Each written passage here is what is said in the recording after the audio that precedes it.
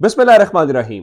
लाखों करोड़ों दुरूदो सलाम मोहम्मद मुस्तफ़ा सल्लल्लाहु अलैहि वसल्लम और आले मोहम्मद पर। मैं हूं उमर दराज गोंदल। बिल आखिर इस्लामाबाद हाई कोर्ट ने फैसला सुना दिया है। 2 बजे समाअत हुई, 2 बजे के बाद फैसला महफूज हुआ। कहा गया थोड़ी देर में सुना देंगे, फिर आधे घंटे का वक्फा भी आया। बिल आखिर अब यह फैसला सुना दिया गया है और सेशन कोर्ट ने इमरान खान के जो नाकाबिले जमानत वारंट गिरफ्तारी जारी किए थे, फिलहाल उनको मुअत्तल कर दिया गया है और एडिशनल सेशन जज जफर इकबाल का हुक्मनामा मुअत्तल हो गया है। और राना सनाउल्लाह, आईजी इस्लामाबाद, उन सब का जो ख्वाब था इमरान खान को गिरफ्तार करने का, फिलहाल वो चकनाचूर हो गया है। फिलहाल तो इमरान खान को गिरफ्तार क्या कहना है, राना सनाउल्लाह अपनी गिरफ्तारी दें, जिनको वो ढूंढते फिर रहे हैं पुलिस वाले। जब इमरान खान की गिरफ्तारी की बारी आई तो कहते थे इमरान खान ने दीवार फलांग दिया जी, बेड के नीचे आपने चेक किया है। तो उम्मीद है राना सनाउल्लाह किसी बेड के नीचे नहीं छुपेंगे, उम्मीद है राना सनाउल्लाह कोई दीवार नहीं फलांगेंगे, बल्कि बड़ी गिरफ्तारी देंगे। लेकिन अब इमरान खान को ऐसा नहीं है कि कोई गैर मुअय्यना मुद्दत के लिए कोई रिलीफ मिल गया हो, बल्कि अगले 6 दिन के अंदर अंदर उन्हें इस्लामाबाद हाई कोर्ट ने कहा है कि वो सेशन कोर्ट में पेश होंगे। 13 मार्च तक का आखिरी दिन मुकर्रर किया गया है कि 13 मार्च तक वो तोशा खाना केस के अंदर फैसला सुनाएंगे। जस्टिस आमिर फारूक ने उनके केस की समाअत की। तो ये तो एक हो गया। ऐसा नहीं है कि इमरान खान के चीजें सब कुछ बड़ी शानदार हो गई हैं और केसेस खत्म हो गए हैं। 76 केसेस तो इमरान खान के खिलाफ हो गए हैं। और अब से थोड़ी देर पहले इमरान खान ने एक बड़ा खूबसूरत ट्वीट किया, मैं आपको पढ़ के सुनाना चाहता हूं चूंकि बगावत के मुकदमात हैं।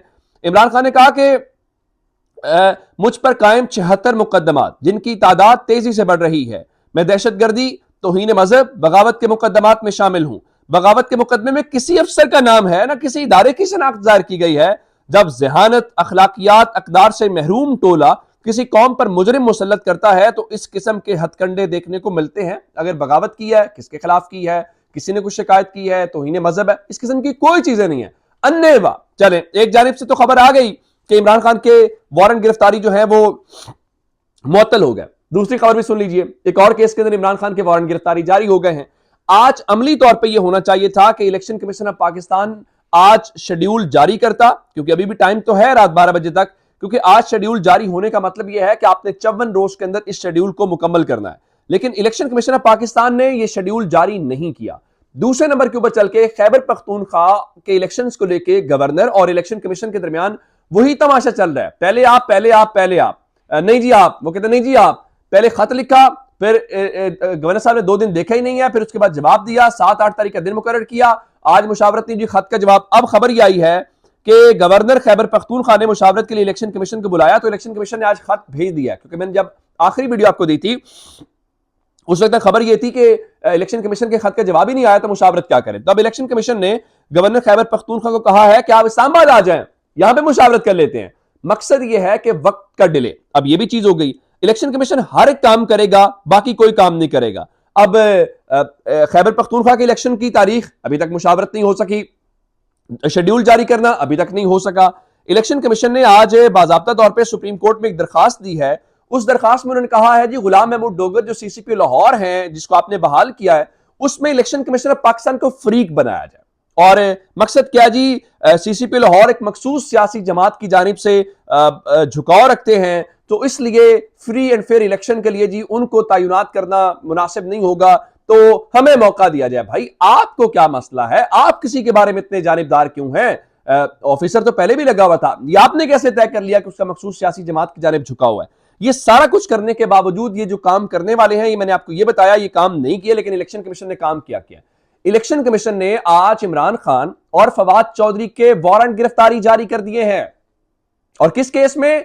तौहीन इलेक्शन कमीशन और तौहीन चीफ इलेक्शन कमिश्नर के अंदर उन दोनों के काबिले जमानत वारंट गिरफ्तारी जारी किए गए हैं। और आईजी इस्लामाबाद पुलिस को कहा गया है कि आप इस हुक्म के ऊपर इस हुक्म की तामील कराएं, ताकि उनको 14 मार्च, 13 मार्च तक इस्लामाबाद हाई कोर्ट ने कहा आपने सेशन कोर्ट में पेश होना है।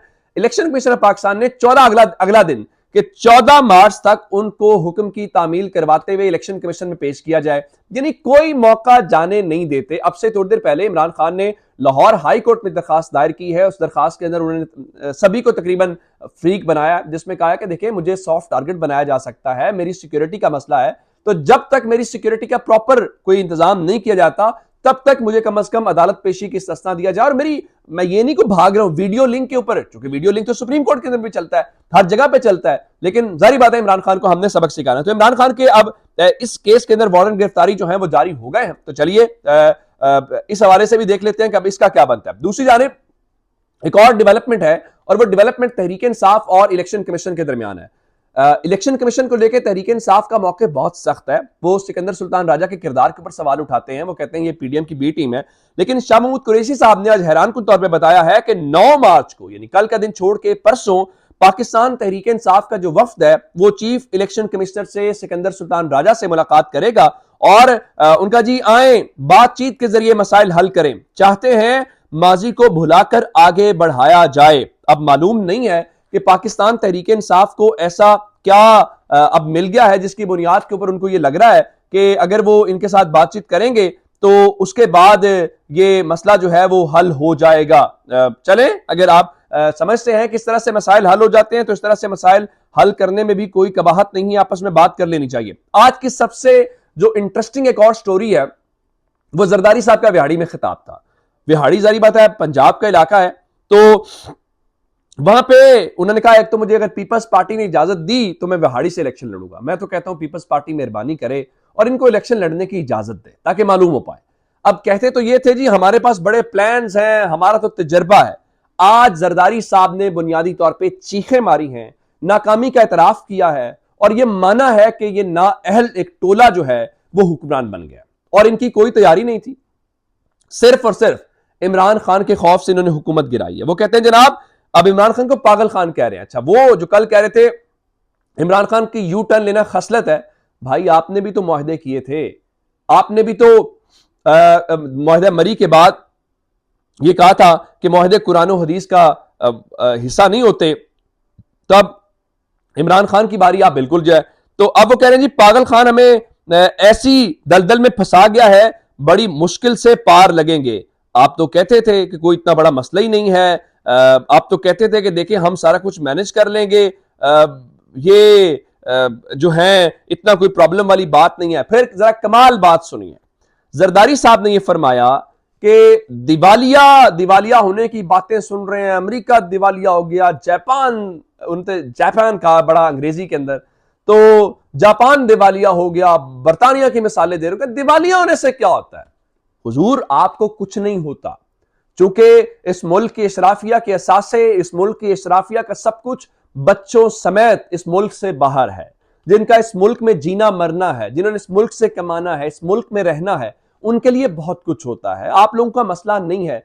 चूंकि बिलावल साहब ज्यादा वक्त मुल्क से बाहर गुजारते हैं तो आपको परेशानी महसूस नहीं होती, और चूंकि इशराफिया के पास इतना कुछ है कि अगर दिवालिया हो भी खुदा न खास्ता पाकिस्तान गया तो आपकी नस्लों को कुछ नहीं होगा, पाकिस्तान के लिए होगा। तो आपको शायद दिवालिया होने से कुछ नहीं होता, पाकिस्तानियों को बहुत कुछ होता है। अब जरा एक और खबर सुन लीजिए। खबर बड़ी इंपॉर्टेंट है जिसके ऊपर तहरीक इंसाफ के लोग थोड़ी तनकीद भी कर रहे हैं, उनको पसंद भी नहीं है।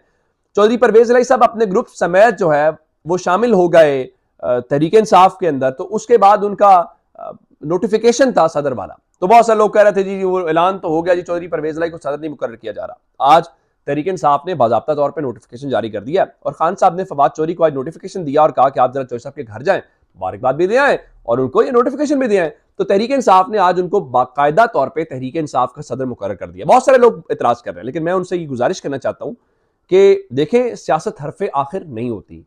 चौधरी परवेज इलाही ने उस वक्त अगर ये कदम ना उठाया होता, ये वफादारी ना निभाई होती, तो आज पीडीएम इस तरह बंद गली में ना होती। अगर पंजाब असेंबली डिसॉल्व नहीं होती तो आज इमरान खान की पोजीशन अलग होती। इक्तदार कोई भी नहीं छोड़ना चाहता।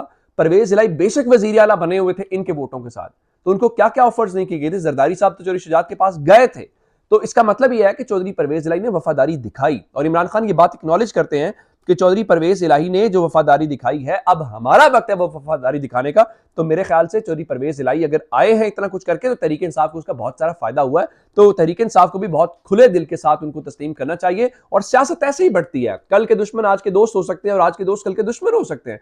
जैसे फैसल बाबरा आज कहां पे हैं और बहुत सारे नाम लिए जा सकते हैं, तो वो भी तो तहरीक इंसाफ के वफादार लोग समझते थे। जहांगीर तरीन कहां पे है, अलीम खान कहां पे है, ये सारा कुछ होता है। इमरान खान के बड़े सख्त बयान आते हैं चौधरी परवेज इलाही के बारे में, लेकिन क्या चौधरी परवेज इलाही ने इमरान खान को धोखा दिया, कोई दो नंबरी की? बिल्कुल भी नहीं किया। डट के चोरी मोनस सलाई और चोरी परवेज नहीं। अब कल क्या होता है, कल की तो गारंटी किसी के पास नहीं है, जिंदगी की गारंटी नहीं है, तो किसी की सियासत की गारंटी कैसे दी जा सकती है। तो उम्मीद है एक अच्छा एडिशन होगा, खासकर पंजाब की सियासत को लेकर। अपना बहुत सारा ख्याल रखिएगा। खुदा हाफिज।